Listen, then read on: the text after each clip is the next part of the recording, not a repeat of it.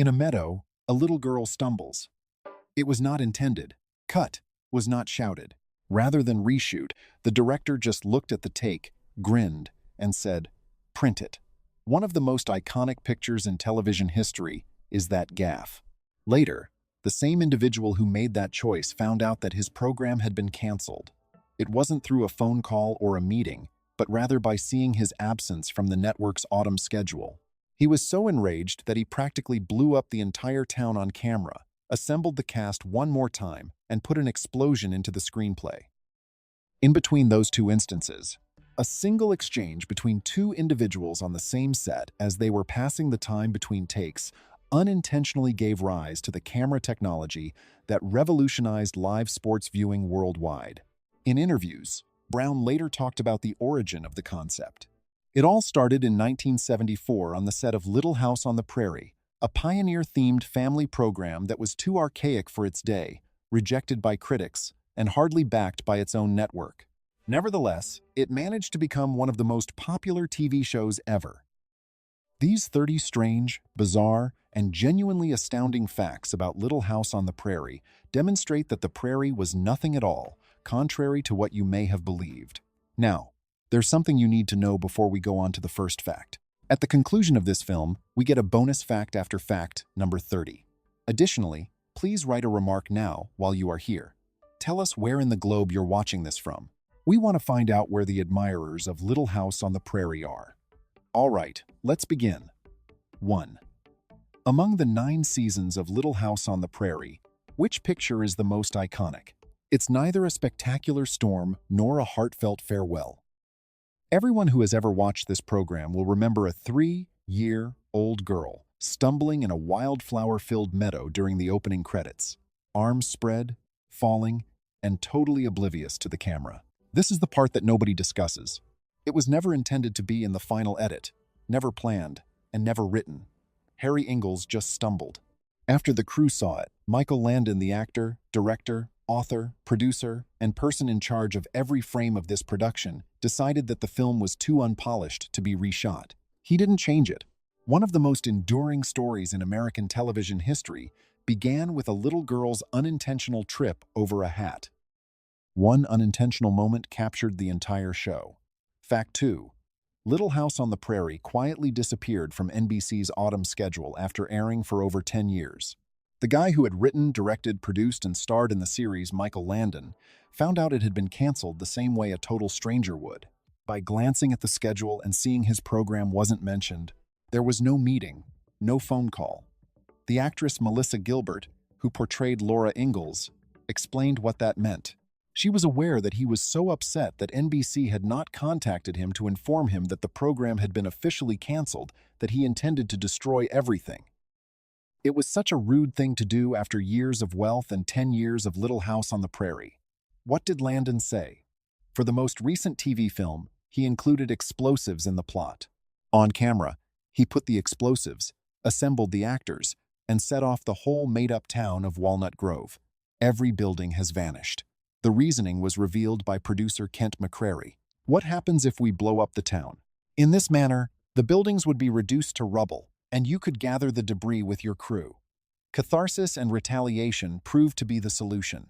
Fact 3. 2 men were passing the time on the Simi Valley set between takes of a standard episode of Little House on the Prairie. Garrett Brown, the creator of the Steadicam, was one. Merlin Olsen, an actor and former NFL defensive mainstay, was the other. Olsen said he was irritated by football coverage. The game's pace and movement were not captured by the still cameras. Brown paid attention. After returning home, he built a camera that was hung by hydraulics and allowed him to move freely in all directions. He gave it the name Skycam. Olsen participated in the initial prototype's testing. Brown later explained in interviews how the idea originated from that discussion on the Little House set. In 1984, the technology debuted on television during an NFL preseason game. It now looms above almost all of the world's biggest stadiums. A simple talk on the prairie gave rise to the camera that characterizes live sports viewing. The next time you watch a Super Bowl, keep that in mind. Fact 4. Melissa Gilbert pushes wheelchair-bound Allison Arngrim's character Nellie Olson down a steep hill in one of the series' most remembered emotional sequences. Her expression of horror is really believable. That's because it was. Arngrim had previously fractured his wrist in a skateboarding accident before shooting. When he showed up for that stunt, the shattered bone was pulsating within the cast. Then, halfway down the slope, a crew member discreetly warned him that the safety tether securing the wheelchair had snapped. In the sweltering summer heat of California, spectators witnessed Arngrim, a girl with a broken wrist, literally falling down the hill without a safety rope and screaming. Arngrim was dressed in a complete Victorian costume. Those shouts could not have been prepared by any acting instructor in the world. On the set of The Prairie, it seemed to be a very typical Tuesday. Fact 5. Michael Landon had complete authority over this project. He filled the positions of director, executive producer, scriptwriter, and star with purpose. Every time Charles Ingalls had a frontier injury on screen, he had to take off his shirt in order to receive medical assistance. This was not a coincidence, according to the show's own creative staff. In particular, shirtless scenes were written by the authors. The largest sex symbol on the program was the man in charge of the writer's room, the director's chair, and the final edit, and he set everything up properly. Later, Karen Grassley, who portrayed his on-screen wife and had very little influence over the entire process, said he was extremely self-conscious about his physical appearance. As it happens, that was a bit of an understatement. In all honesty, he was in outstanding physical shape and obviously dedicated to the position. Every response shot was meticulously planned, and every injury was manufactured. Everything was superbly organized for a play about humility on the frontier. Fact 6. Because child labor regulations prohibited small children from working a full day of production, identical twin sisters Lindsay and Sydney Greenbush were cast together at the age of 3 to represent Carrie Ingalls, the youngest Ingalls kid, who appears in the opening titles. There was twice as much screen time available when there were 2 girls. Because the twins were so well matched, the production crew could switch them out in the middle of a scene or even between seasons without any audience members realizing. In the episode Little Girl Lost, that exchange took place in the most literal way possible. In a subsequent interview, Lindsay sounded genuinely pleased to confirm it. Sydney laughed and said, "I was the one who fell into the well, and I came out." Millions of people witnessed what appeared to be a single youngster in a continuous sequence. They were 2 very different individuals. No one ever raised an eyebrow or asked a question. In a flawless episode, the conversation that characterizes the whole casting method took place. Fact 7. Although Michael Landon's height of 5'9", 1.75 meters was absolutely respectable, it didn't quite match the show's requirement for an intimidating, rugged frontier image. He was always using his solution. Several accounts claim that Landon's custom-made boots helped him gain 4 inches, 10 centimeters, but occasionally that wasn't enough. In order to make him look taller than his fellow cast members in every panoramic picture, he was often positioned on ladders, stairs, or small, meticulously built mounds of soil right before production started on external locations. This was described in her memoirs by the meticulous Alison Arngrim, who never missed a nice detail. All he did was dig a hole for the rest of us to stand in. Every image of Charles Ingalls standing erect on the great American frontier, the uncompromising father of the prairies, was, in a way, manufactured. Thanks to a short hill and some extremely tall boots, pioneer dignity was given. Fact 8. A boy portraying a student in the Walnut Grove playground is buried deep in the early episodes of the first season of Little House on the Prairie, entirely unacknowledged and forgotten for years. His name is Sean Penn, the same Sean Penn who took home the Best Actor Oscar twice, for Milk in 2008 and Mystic River in 2003. When he first appeared on Little House on the Prairie, he was a teenager working as a background actor on a Simi Valley ranch. He had no lines and no screen time of his own. He never made any public mention of it. It was never brought up by the production crew. For years, only the most perceptive viewers happened to notice this detail. This makes perfect sense given everything else in this program. Fact 9. One might argue that Michael Landon's hair was just as identifiable as he was. The type of TV hair that should have been on the cover of a magazine. Thick, well-styled. In addition, it was chemically susceptible to extended exposure to the sun. The mix of hair color, heat, and UV exposure during outdoor filming in Simi Valley under the unrelenting California sun produced an unexpected result. Pineagle's well-known hair became purple. It's not an intriguing mahogany color, nor is it a significantly distinct tint. the color purple. While an emergency hairdressing crew handled the problem on set, production of America's wholesome, faith-affirming, and family-oriented show was put on hold.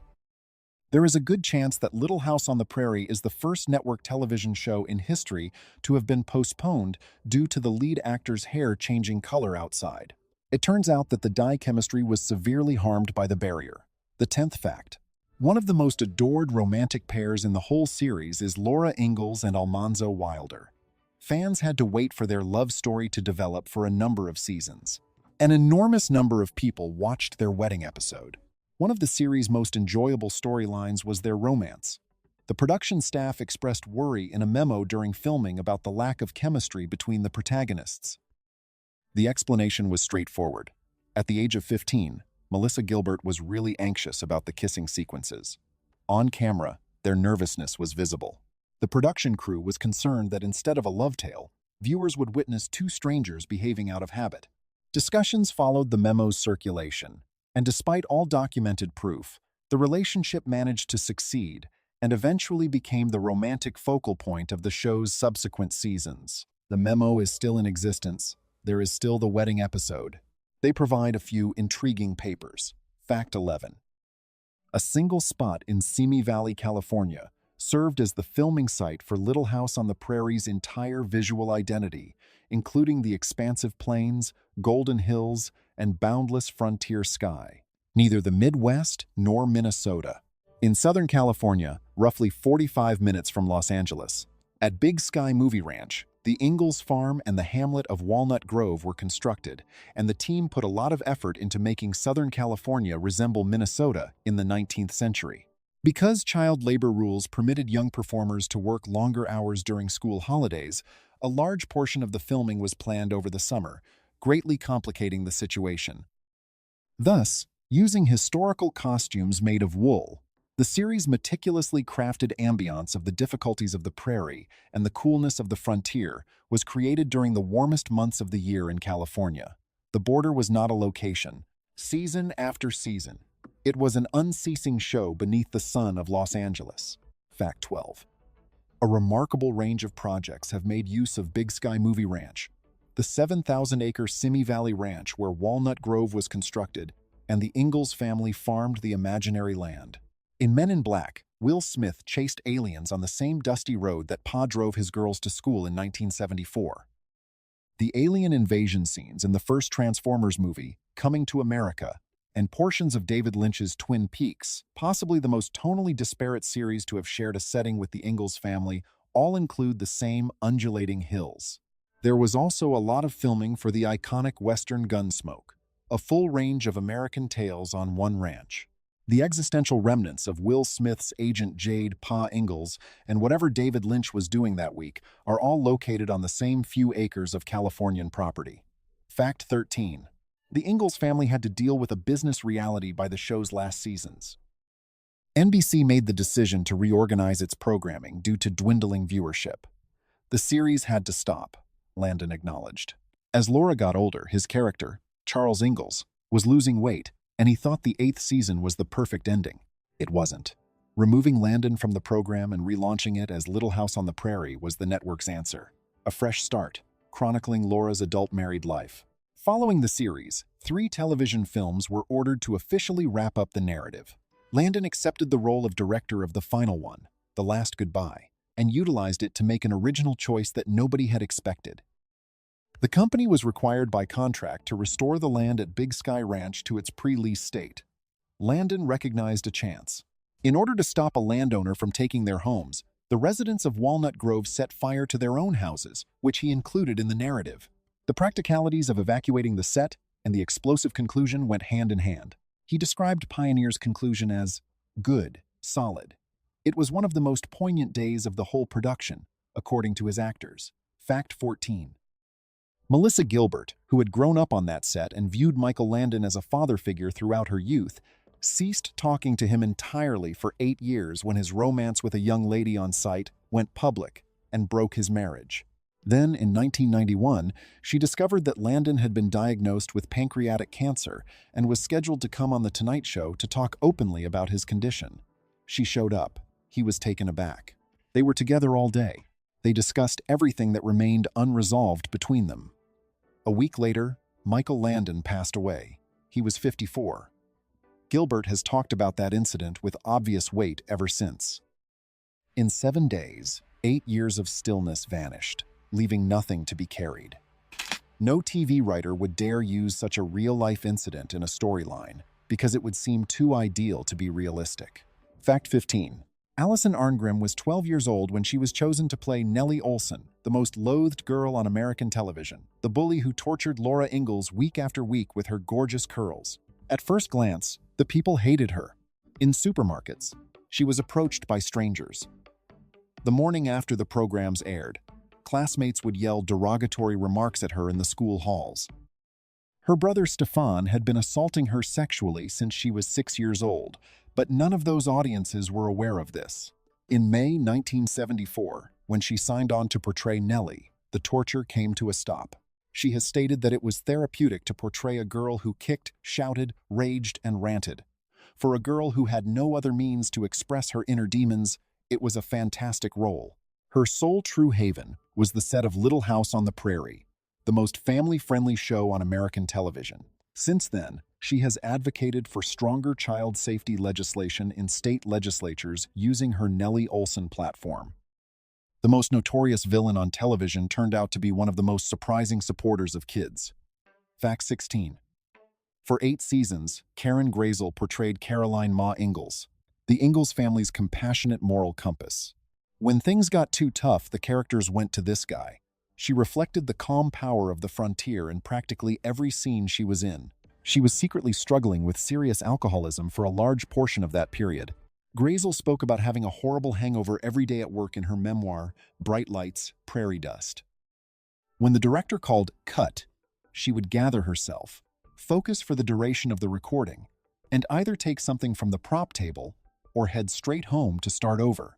Because she continued to come up and work, she believed she had everything under control. Halfway through the series' run, in 1977, she was still sober. During some of the show's most successful years, the lady America looked up to as an example of moral clarity and decency was quietly battling one of the most difficult personal struggles of her life off-screen. Fact 17. Early in the 1980s, Michael Landon, who was married and portrayed the most loving husband on television, as well as the moral core of American family programming, started excitedly telling the cast and crew that a natural supplement he was taking had significantly improved his libido. Seemingly without irony, he brought it up several times to different people. Soon, the background became evident. A young lady who worked as an understudy on the show, Cindy Clarico, and Landon had started dating. She was 18 when they met, more than a decade younger than him. When the romance turned into a public controversy and terminated his marriage, she was 21 years old. After being married, they stayed together until his passing in 1991. The Landon family had extended an invitation to Karen Grazel to visit. She was closely acquainted with his wife. Since then, she has contemplated in quiet. I considered her kids. Cindy was older than the 3 that remained at home. In hindsight, the supplement debates represent a particular type of dramatic irony. Fact 18. The Ingalls sisters were attached to one another on screen in a manner that only siblings on television can be. Always supportive, forever willing to forgive. Things were far more convoluted off camera. According to Allison Arngrim, there was such fierce rivalry between Melissa Gilbert, Melissa Sue Anderson, and herself that she is still shocked they didn't murder one another. Almost as quickly, Arngrim and Gilbert became best friends. The oldest sister, Mary, was portrayed by Melissa Sue Anderson, who stayed totally alone. It's alleged that her mother was so protective of the actress on set that it was nearly impossible to build a genuine bond. Most of the other cast members stopped trying. At the time, Gilbert freely told Arngrim what he thought of Anderson in private. "Whatever you do, Melissa Sue Anderson should be handled carefully. I despise her because she is nasty and extremely dangerous." None of this has ever received a direct response from Anderson. For over 10 years, the 3 ladies portrayed the closest sisters on television, although by most accounts, hardly putting up with one another. Fact 19. Over the years, Allison Arngrim has revealed a number of startling facts regarding the show's global appeal, but one particular tale made her shudder when she first heard it, and has always seemed strange to her. She claims that Little House on the Prairie was Saddam Hussein's favorite television program, according to Jane Meadows, comedian Steve Allen's wife, who Arngrim claims knew everyone. Arngrim has never refuted this, but she has been cautious to portray it as what it is, a second-hand account. In other interviews, he responded, "To this day, I'm amazed that people in places like Iraq, Iran, and Indonesia are mesmerized by a bunch of blonde guys racing around in covered wagons." For decades, the show was continuously syndicated in more than 30 countries and shown in over 100 countries. Arngrim gave a simple description of its reach. Everyone could relate to the Ingalls predicament. Struggling against a wealthy ruling elite, the impoverished are reliant on the land and hope to one day purchase a modest but lovely item for their offspring. That appears to translate into all languages worldwide. Fact 20. Karen Grassel has described what it was like to work with Michael Landon after their working relationship soured in a thoughtful and straightforward manner.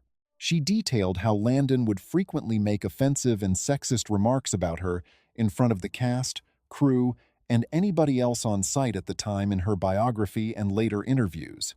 He said it in a direct manner. She admitted that it was clever. She said, "If he wanted to destroy you, boy did he destroy you," to Fox News. He was incredibly astute. For years, Grassel remained silent. As she expressed it, she decided to wait, play her part, and be the nice girl.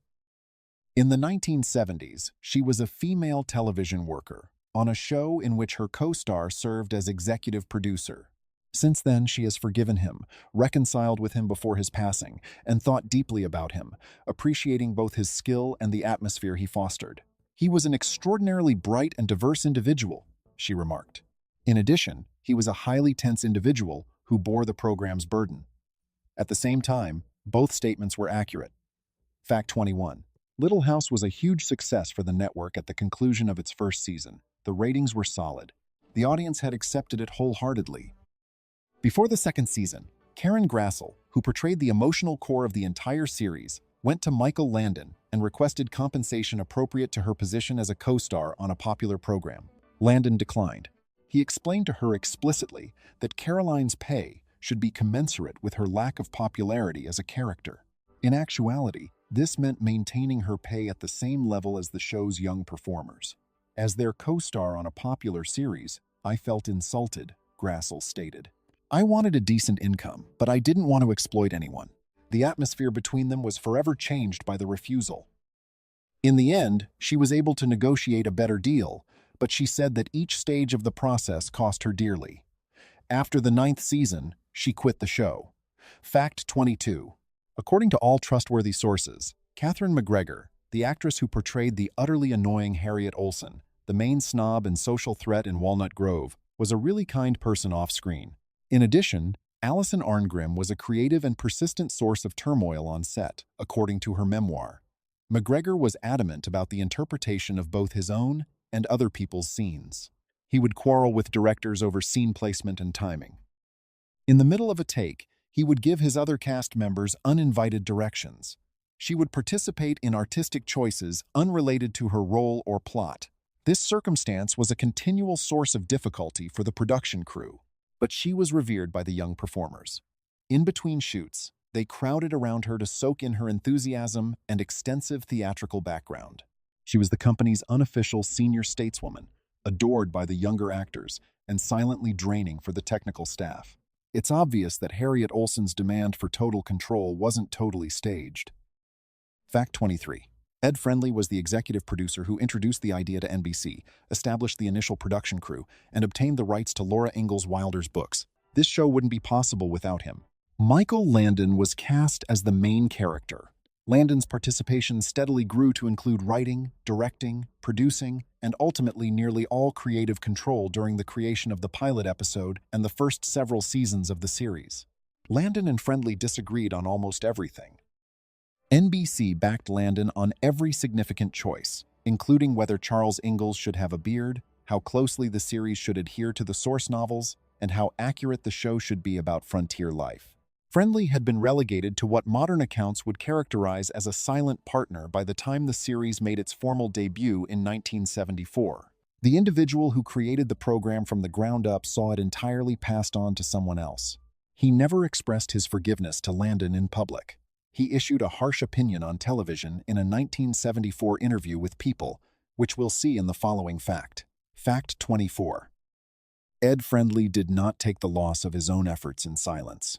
He evaluated the state of his initial concept in a 1974 interview with People magazine, using words that are still completely quotable today. The series is now called How Prairie is My Wealth. Their particular grievances were described in depth. An NBC official allegedly said that it was gloomy to portray the Ingalls family living in a grass home. In general, the family's situation was improved. Dee and they were given shoes and relocated to a wooden house. The Ingalls now just lacked a Cadillac, Friendly pointed out. He also asserted categorically that Landon had no business being a screenwriter or producer. To be fair, it should be mentioned that the show gradually changed its direction in subsequent seasons. At one time, the Ingalls lost their farm and relocated to Winona, which brought back some of the difficulties Friendly had always desired. However, compared to Laura Ingalls Wilder's genuine depiction, the early Landon was, by all accounts, a far more pleasant 19th century. Fact 25. In the early 1970s, Michael Landon presented the Ingalls family to NBC, but the network didn't react favorably. Documented stories indicate that executives were openly hesitant. The program exemplified a family drama genre that television was aggressively shifting away from. Network executives saw it as a business drawback rather than a benefit, since it appeared nostalgic. At first, NBC only consented to a 2-hour pilot film. They would talk about a whole series if it succeeded. Neither an initial commitment nor a sustained investment of confidence was made. One requirement would determine the program's whole destiny. We'll discuss the rest when you demonstrate that it can function. The network that finally canceled the show for failing to make a call is the same one that was unable to commit to it without a test. 9 seasons, almost 200 episodes, hundreds of millions of viewers in more than 100 countries, and 4 decades of non-stop syndication all occurred between those two events.